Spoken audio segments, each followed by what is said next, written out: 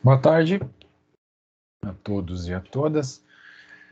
Sejam bem-vindos ao conteúdo da segunda semana da disciplina de Língua Portuguesa 3. Eu sou Lisandro Mendes de Souza e os conteúdos dessa semana serão divididos em duas aulas. Nesta primeira parte falaremos de hiponímia e acarretamento e na segunda parte falaremos de pressuposição.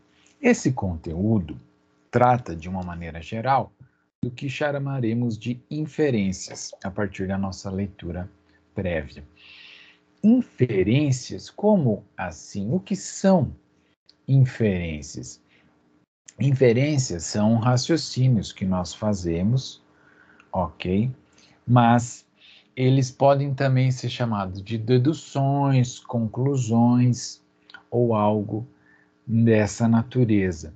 O que nos interessa, especialmente, são as inferências feitas a partir de material linguístico, ok? Grande parte do objetivo de uma teoria semântica é explicar como essas inferências são feitas e que mecanismos ou que pistas linguísticas o falante se vale para fazer essas inferências. Que tipos de inferências nós temos que são motivadas linguisticamente? Então, essa é a grande meta, digamos assim, de uma teoria semântica preocupada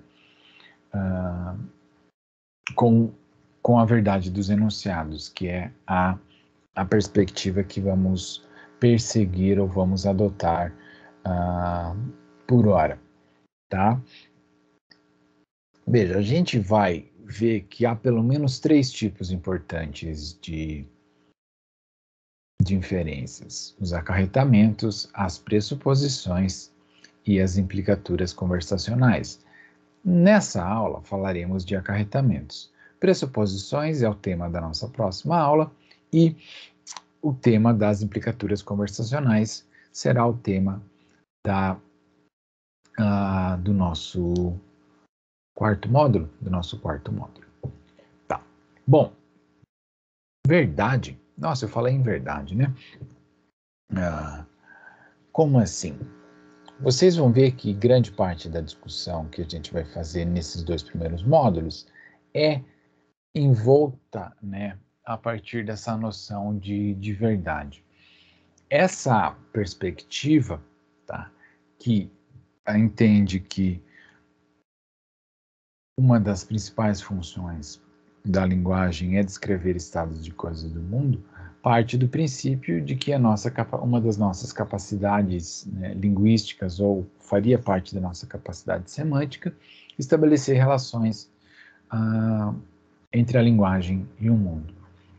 Uma relação, essa é entender de que tipo de situação no mundo a sentença descreve. Não interessa tanto para a gente se a sentença é verdadeira ou falsa, nos interessa se ela, como o mundo tem que ser para que ela seja verdadeira, tá? Conforme os exemplos cheguem, eu vou tentar elucidar isso um pouquinho mais para vocês. Vamos então para o tema principal dessa nossa videoaula, que é o tema da hiponímia. Bom, o que é a hiponímia? Em termos gerais, ela se trata de uma relação entre palavras em que o sentido de uma está contido no sentido de outra. Veja que o acarretamento envolve também um certo tipo de continência, como veremos, mas ele é essencialmente uma relação entre sentenças, enquanto a hiponímia é uma relação entre palavras. Olhando para os exemplos aqui, a gente percebe que pastor alemão é um tipo de cachorro, um cachorro é um tipo de animal, e os animais podem ser mamíferos? Não, né? Tá errado aqui isso aqui, vamos apagar aqui, né? Vamos tirar esse animal aqui. E o pastor alemão é um tipo de cachorro e os cachorros são um tipo de mamífero, tá? Vamos deixar só essa sequência aqui, ok? Então, veja, Olha o exemplo abaixo. A rosa é um tipo de flor e uma flor é um tipo de vegetal. Um fusca é um tipo de carro, um carro é um meio de transporte. Uma maçã é um tipo de fruta, uma fruta é um tipo de vegetal. Então, o que a gente percebe é que o vocabulário das línguas, embora a gente possa pensar num primeiro momento que eles fazem essa tarefa de recortar a realidade, de organizar os elementos da realidade, a gente não precisa aqui se preocupar com a precisão científica dessas classificações, porque as línguas não fazem, não têm essa preocupação, né? O modo como o vocabulário das línguas faz essas classificações, pode fazer com que, digamos, a nossa compreensão do que seja uma baleia, um golfinho, um tubarão, seja tratá-los como tipos de peixes, enquanto a ciência não vê esses animais como peixes, ou talvez a gente perceba, entenda que, sei lá, aranhas são um tipo de inseto, e para a ciência, para a biologia, as aranhas são outra espécie, então não precisamos nos preocupar com essas classificações científicas. O que importa aqui é que, a partir do significado de pastor alemão, a gente é capaz de fazer inferências no sentido de saber que se, digamos, João tem um pastor alemão, que João tem um cachorro. Se Maria ganhou uma rosa, Maria ganhou uma flor. Se João tem um Fusca, João tem um carro. Se a menina comeu uma maçã, a menina comeu uma fruta, tá? Então, esse tipo de conhecimento parece que faz parte do nosso conhecimento lexical. Saber que, na medida em que eu sei o significado de elementos mais específicos, como maçã, fusca, rosa, pastor alemão, eu sei de que modo que esse, esse vocábulo, essa palavra se insere de uma maneira geral ah, em relação aos outros vocábulos da nossa língua. Tá? Veja, então a hiponímia, nesse sentido, permite que a gente organize o nosso léxico em classes, através de relações parte e todo. Então, um hipônimo é um termo mais específico e um hiperônimo é o termo mais geral. Há estratégias mais teóricas de fazer esses estudos, que é de decompor lexicalmente as expressões. Por exemplo, o cachorro incluiria ali, nessa espécie de matriz aqui de significado, uma série de propriedades: animal, quadrúpede, mamífero. Quer dizer, se é um cachorro, é um animal. Se é um cachorro, é um quadrúpede. Se é um cachorro, é um mamífero, tá? E assim por diante. Você pode ir inserindo uma série de propriedades. Aquele mais ali exemplifica que aquela propriedade está presente na entidade, tá? Ok?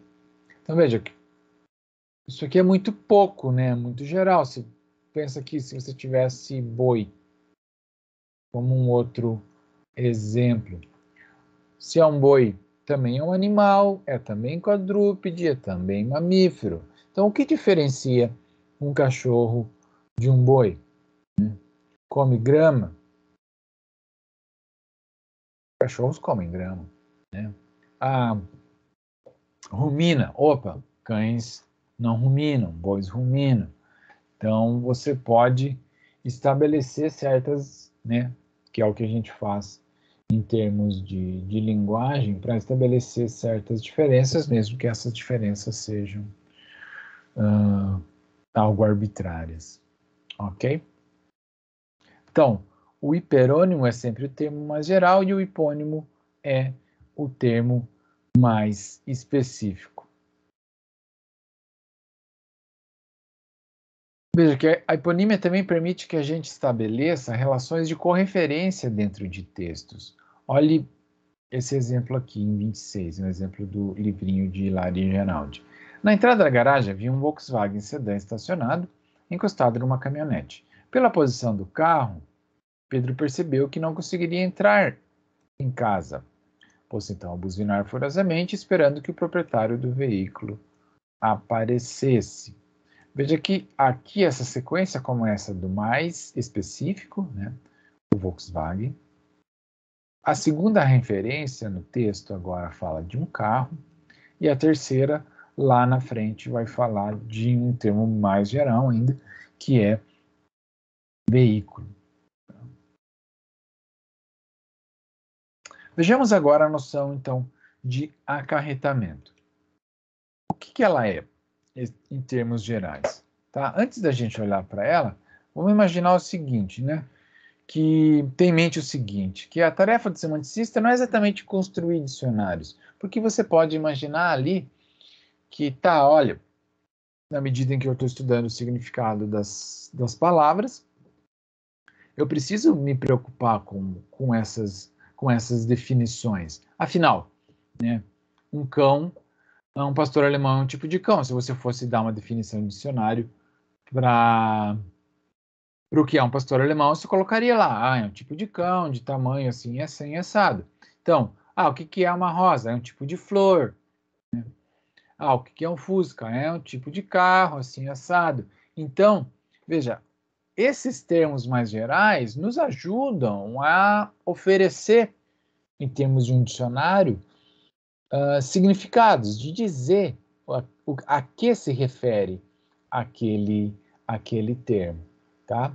Veja que, de um certo ponto de vista, então, importa essa nossa capacidade de estabelecer relações de sentido entre as expressões linguísticas baseadas na verdade das sentenças em que estas se encontram, como está dito aqui. Veja, então, que estabelecer relações entre palavras ou entre sentenças é uma das nossas competências semânticas, como vimos na primeira aula. Então, a gente intuitivamente é capaz de fazer isso, seja eu falante de qualquer língua humana, tá? Então, veja, o que é exatamente o significado, a gente vai olhar mais adiante lá quando falarmos do capítulo 5 do livro da Márcia Cansado e quando tratarmos do tema do sentido e referência, ainda nesse módulo 2, né, se eu não me engano. Bom, veja o que dizem aqui Hilary e Geraldi sobre o tema. Seja linguístico ou citacional seu fundamento, a relação de consequência entre orações é extremamente importante. Compreender corretamente uma frase é, numa situação dada, saber enumerar todas as suas consequências. Esse é o ponto, tá? Assim, além de alguém que afirmasse visitei o capelão militar da região de São Paulo alguns dias e negasse simultaneamente ter estado com um padre, poderíamos pensar com razão que mentiu, fez um jogo de palavras ou simplesmente não conhece a língua. Então veja, aqui eles usaram a palavra consequência. Claro que a gente não faz isso automaticamente sempre, a gente faz isso quando é necessário. Mas se alguém me diz, visitei o capelão militar, a gente infere, por conhecimento de mundo, que um capelão militar é um padre, tá? Então, esse tipo de conhecimento faz parte do conhecimento das palavras, né?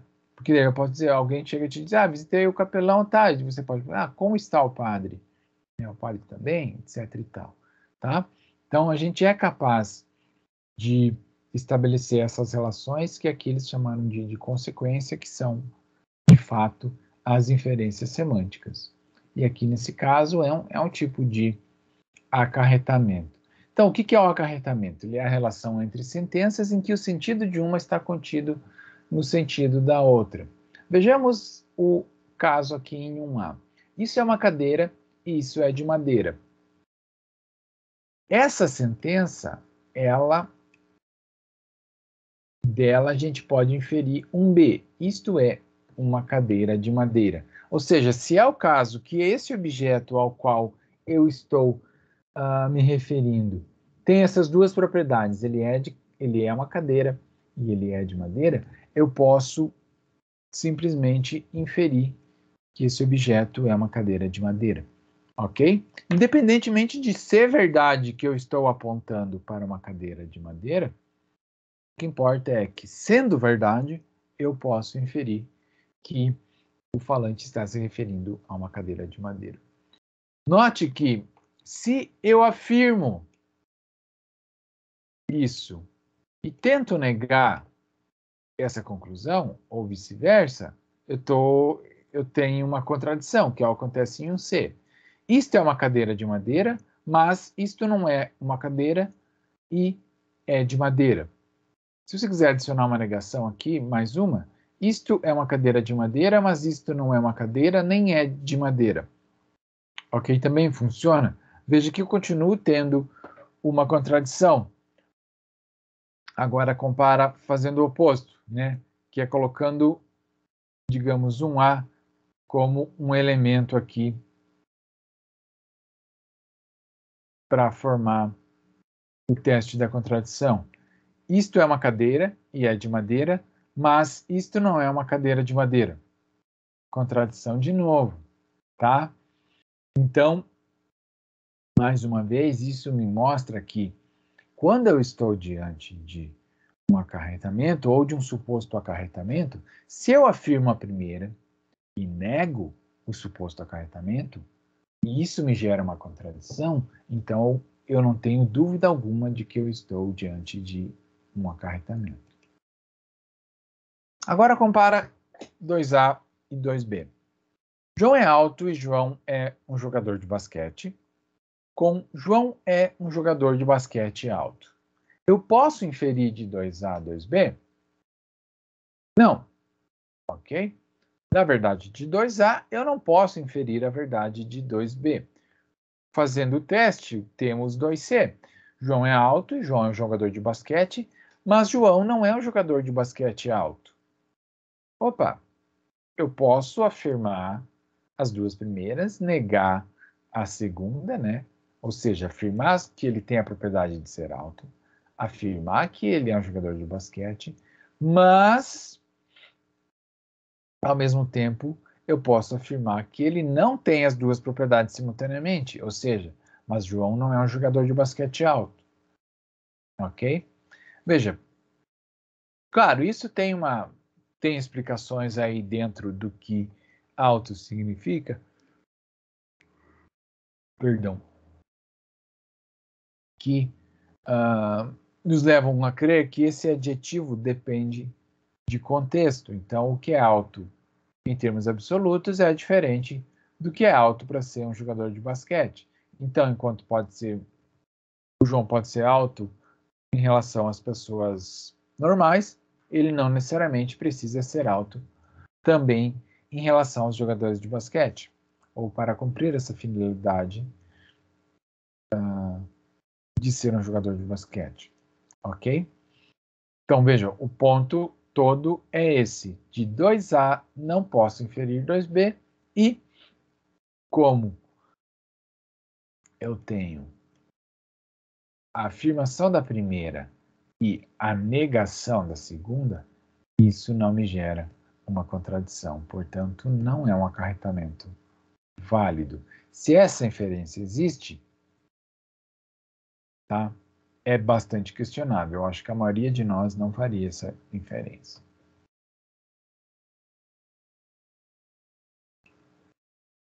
Para dar um outro exemplo aqui agora, veja que agora invertemos as coisas. A sentença 3A afirma a conjunção ali das coisas, né? A união das propriedades. Dumbo é um elefante pequeno. Veja que disso eu não posso inferir que Dumbo é um elefante e Dumbo é pequeno. Porque veja que eu estou falando que Dumbo é pequeno em relação aos elefantes. Nossa tendência ao se deparar com um adjetivo como esse, pequeno, grande, alto, baixo, numa sentença simples como Dumbo é pequeno, é interpretá-la em termos gerais, ou seja, Dumbo é pequeno em relação aos animais de uma maneira geral, coisa que não, elefantes não são animais pequenos, elefantes são animais razoavelmente grandes, mesmo um filhote de elefante, como é o caso de Dumbo. Então, de 3A, Dumbo é um elefante pequeno, eu não posso inferir que Dumbo é um elefante e que Dumbo é pequeno. 4A e 4B, tratando agora do Mickey, é exatamente a mesma coisa. Mickey é um rato grande, supondo que ela seja verdadeira, independentemente de ela ser ou não, eu não posso inferir que Mickey é um rato e que Mickey é grande. Novamente, porque a nossa tendência ao se deparar com esse adjetivo de forma isolada é tratá-lo como se ele estivesse comparando Mickey com os animais em geral, coisa que, né, sabemos que é falso. Mickey não é um animal grande, tá? Embora Mickey seja um rato grande. Então é preciso estar atento a esses fatos quando a gente for pensar. Veja, nós fazemos isso com naturalidade. A questão é, quando a gente para pensar e tentar raciocinar sobre isso de maneira explícita, de repente a gente pode ficar um pouco confuso. Então, vejamos a definição de acarretamento. Uma sentença A qualquer acarreta uma sentença B qualquer se A for verdadeira, B também será verdadeira. A informação de B está contida em A, e a sentença A e a negação de B são sentenças contraditórias. Ok? Então, veja, aqui temos as definições. Se A for verdadeira, B também é verdadeira, e a informação de B está contida em A. Note que a última cláusula, a sentença A e a negação de B, são sentenças contraditórias, também nos dá uma característica, mas é ao mesmo tempo o teste. Ok? Isso permite que identifiquemos, sem sombra de dúvida, se estamos diante de um acarretamento ou não. Vejamos outros exemplos aqui para pensarmos um pouco. 5A acarreta 5B? Vejamos a sentença. Hoje o sol está brilhando. Acarreta que hoje está quente? Pense por um minuto.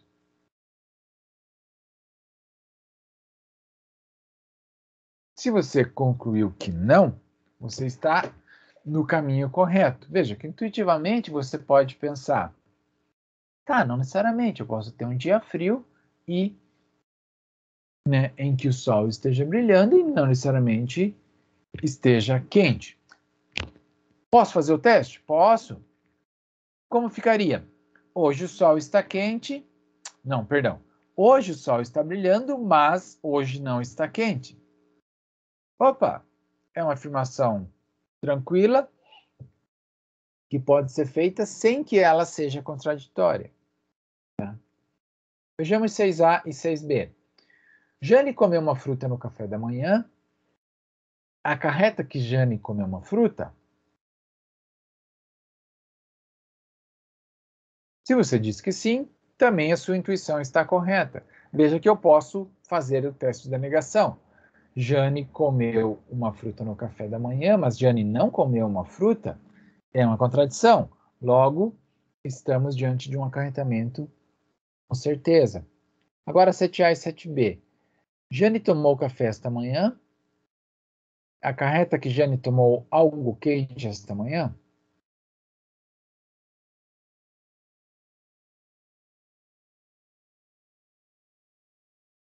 Essa aqui você pode pensar, tá, mas café a gente toma quente, né? Mas digamos que a Jane gosta de tomar café frio, por uma peculiaridade lá dos gostos dela, né? Não vamos julgar a Jane por isso. Vejamos, Jane tomou algo café esta manhã, mas Jane não tomou algo quente esta manhã. Ok? É uma contradição? Para mim não soa como uma contradição. Então, é possível afirmar 7A e não concluir que 7B seja um acarretamento. Ok?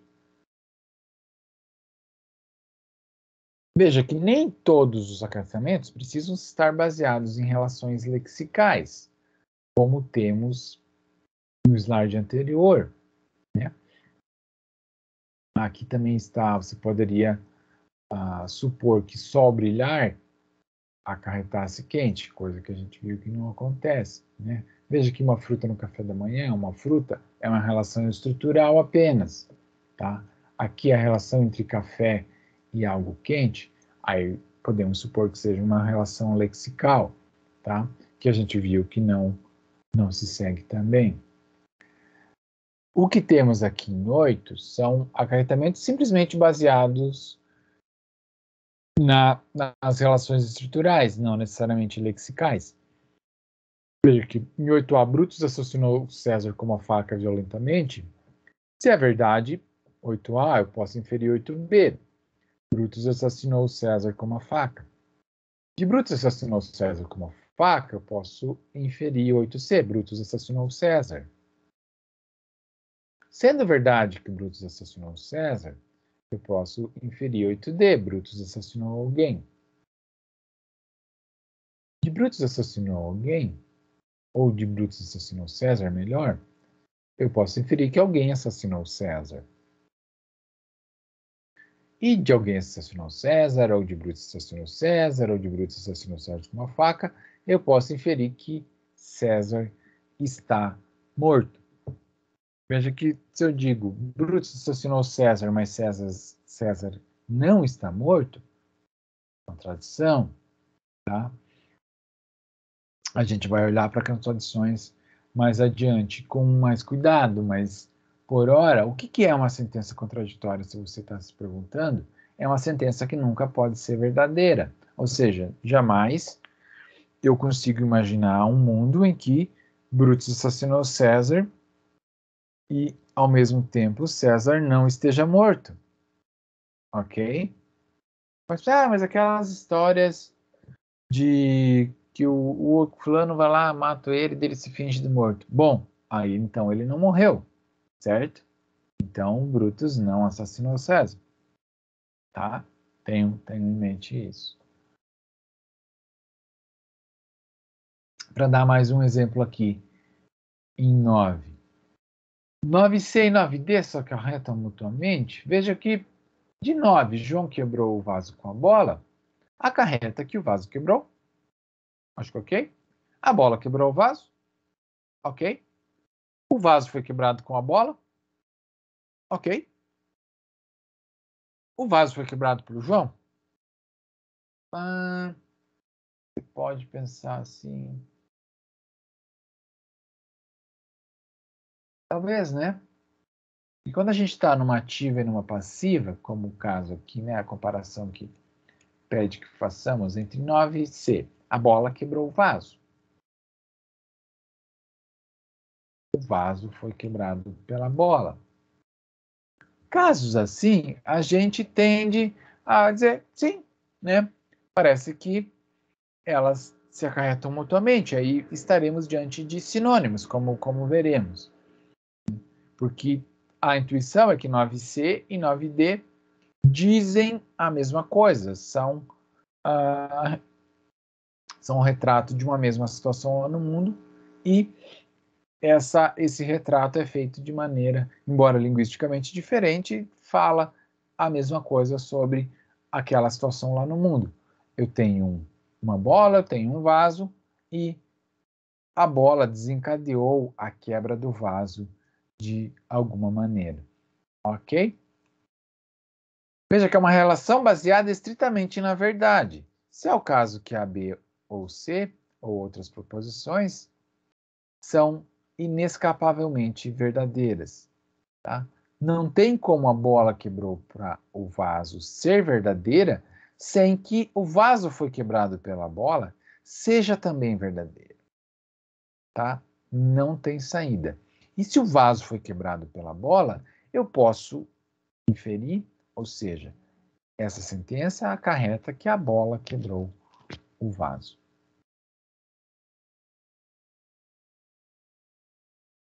Então, concluindo, o que a gente viu é que a hiponímia é uma relação estritamente lexical, enquanto o acarretamento é uma relação entre sentenças, baseada na verdade, que pode ou não ser uma relação que se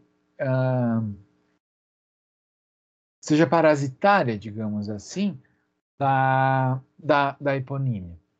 Tome lá, lembrem dos exemplos iniciais. João tem um pastor alemão, acarreta que João tem um cachorro, acarreta que João tem um mamífero. Então, se é verdade que João tem um pastor alemão, essa sentença acarreta inescapavelmente que João tem um cachorro, ok? Então, não nos importa, como eu disse, se é verdade ou não que João tenha um pastor alemão. Mas, supondo que seja verdade que ele tem um pastor alemão, é também verdade, inescapavelmente, que ele tem um cachorro. Tá? Lembra sempre do teste. Puxa, será que eu estou diante de um acarretamento quando eu infiro de uma sentença A uma sentença B qualquer?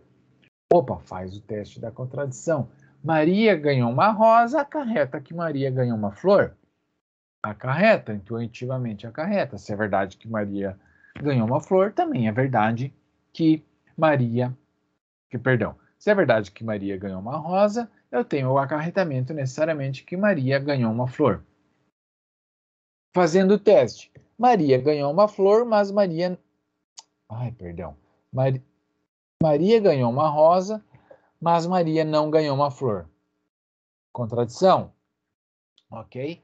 Então, inescapavelmente, o teste do acarretamento sempre vai me gerar uma contradição na medida em que eu afirmo a primeira e nego a segunda. Tá? Ok? Era esse o conteúdo que tínhamos para ver hoje nesse vídeo. Portanto, qualquer dúvida, não esqueça de perguntar no fórum. Não esqueçam de me escrever. Releiam os textos com cuidado e até a próxima.